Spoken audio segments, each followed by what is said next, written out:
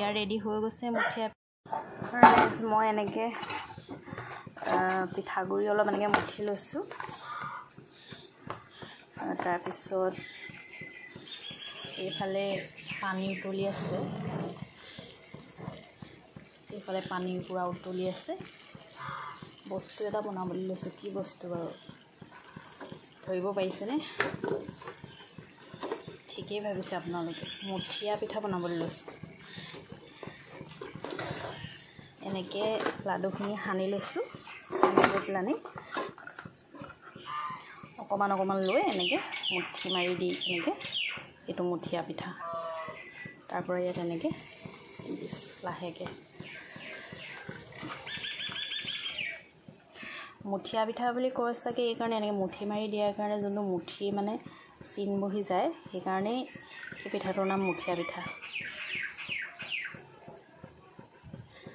নাম বাৰু যিয়ে নহওক, খাবলৈ কিন্তু দেই।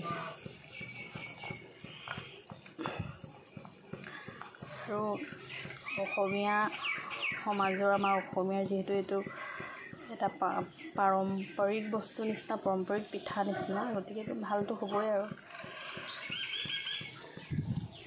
এয়া মুঠিয়া পিঠা প্ৰায় হৈ গৈছে। পিঠাখিনি দিওঁতে এনেকৈ উপঙি যোৱা নাছিলে, এতিয়া হৈ গৈছে মানে এইখিনি, সেইকাৰণে উপঙি গৈছে।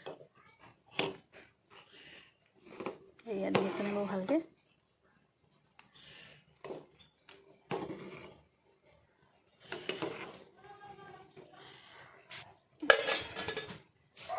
এয়া ৰেডি হৈ গৈছে মুঠিয়া পিঠা।